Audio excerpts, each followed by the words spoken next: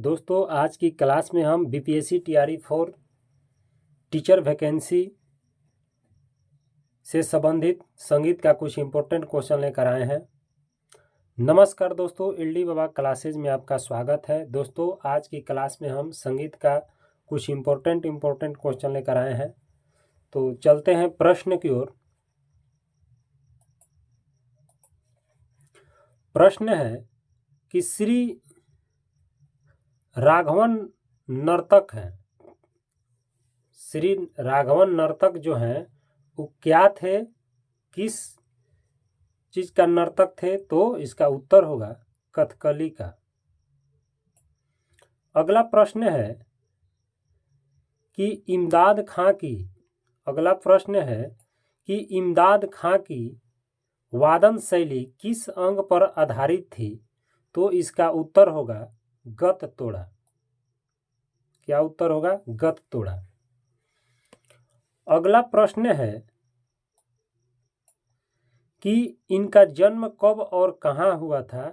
तो इनका जन्म हुआ था 1848 से 1920 बीच आगरा में हुआ था इनका जन्म।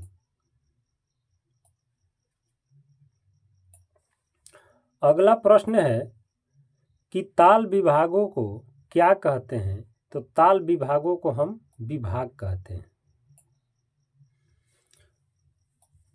अगला प्रश्न है कि संगीत ध्वनि को क्या कहा जाता है?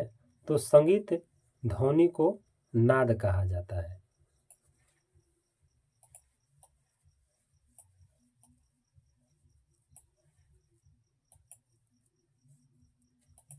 अगला प्रश्न है कि संगीत के मुख्य घटक हैं। संगीत के मुख्य घटक क्या है?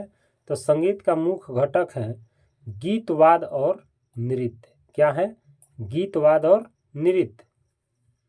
अगला प्रश्न है कि उत्तर हिंदुस्तानी शास्त्रीय संगीत के अंतर्गत एक सप्तक में कितने स्वर माने जाते हैं? तो एक सप्तक में 7 स्वर माने जाते हैं। अगला प्रश्न है कि वादी संवादी संबंधित है, किससे संबंधित है वादी संवादी? तो वादी संवादी जो संबंधित है वो राग से संबंधित है।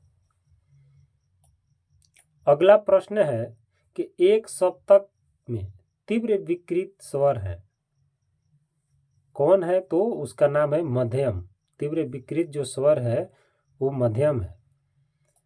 अगला प्रश्न है कि भारतखंडे स्वर लिपि पद्धति में मंद्र सप्तक के लिए संकेत है, क्या संकेत है? तो मंद्र सप्तक में नीचे बिंदी लगाई जाती है।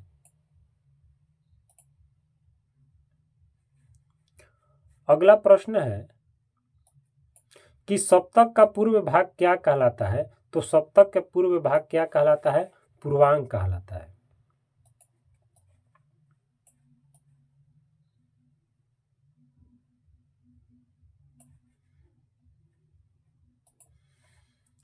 अगला प्रश्न है कि राग भूपाली का समवादी स्वर क्या है? तो राग भूपाली का जो समवादी स्वर है वो क्या है? तो धैवत है। अगला प्रश्न है कि ध्वनि की तारता निर्भर करती है, किस पर निर्भर करती है? तो प्रति सेकंड आंदोलन पर निर्भर करती है। अगला प्रश्न है कि औड़ो साड़ो संज्ञा किसका घोतक है? तो औड़ो साड़ो संज्ञा जो है वो राग जाति का घोतक है। अगला प्रश्न है कि किस गायन शैली में तान व्रज है? तो ध्रुपद गायन शैली में क्या है? तान व्रज है। अगला प्रश्न है कि अमजद अली खां किस वाद के लिए प्रसिद्ध है? तो अमजद अली खां जो है वो श्रोदवाद के लिए प्रसिद्ध है। अगला प्रश्न है कि श्रोद को कितने शैलियों में बजाया जाता है? तो श्रोद को 2 शैलियों में बजाया जाता है।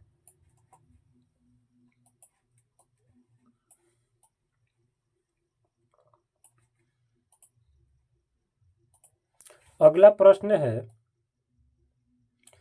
कि श्रोद में कितने प्रमुख तार होते हैं? तो श्रोद में 4 प्रमुख तार होते हैं। अगला प्रश्न है कि स्रोत में 12 तरबों का तार का क्या सहायता होती है? तो स्रोत में 12 तरबों तार की सहायता जो होती है वो झंकार बढ़ाने के लिए होती है। अगला प्रश्न है कि विषमवादी ताल कौन सा है? तो हम झपताल को विषमवादी ताल कहते हैं। अगला प्रश्न है कि विषमवादी ताल कितने मात्रा का होता है? तो विषमवादी ताल जो होता है वो 10 मात्रा का होता है। अगला प्रश्न कि विषमवादी ताल कितने विभाग का होता है? तो विषमवादी जो ताल है वो कितने विभाग का होता है?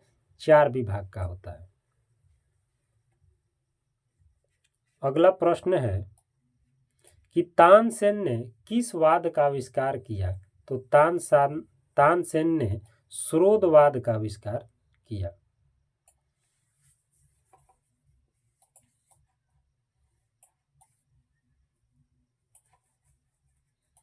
अगला प्रश्न है कि संगीत नाटक अकादमी की स्थापना हुई कब हुई? संगीत नाटक अकादमी का जो स्थापना हुई कब हुई? 1951 ईस्वी में नई दिल्ली में हुई। अगला प्रश्न है कि जवाहरलाल नेहरू मणिपुर डांस एकेडमी कहाँ पर है? तो जवाहरलाल नेहरू मणिपुर डांस एकेडमी जो है इम्फाल में है। अगला प्रश्न है कि जवाहरलाल नेहरू मणिपुर डांस एकेडमी का स्थापना किसके द्वारा की गई थी और कब? तो भारत सरकार द्वारा 1954 ईस्वी में की गई थी। अगला प्रश्न है कि द साइंस ऑफ भरतनाट्यम किसने लिखी? तो इसका उत्तर होगा राजा रेड्डी। अगला प्रश्न है कि राग मालकौंस किस समय गाया जाता है? तो राग मालकौंस जो है वो रात्रि का तृतीय प्रहर में गाया जाता है। अगला प्रश्न है कि शहनाई वादक बिस्मिल्लाह खां को किस वर्ष भारत रत्न से अलंकृत किया गया? तो 2001 में।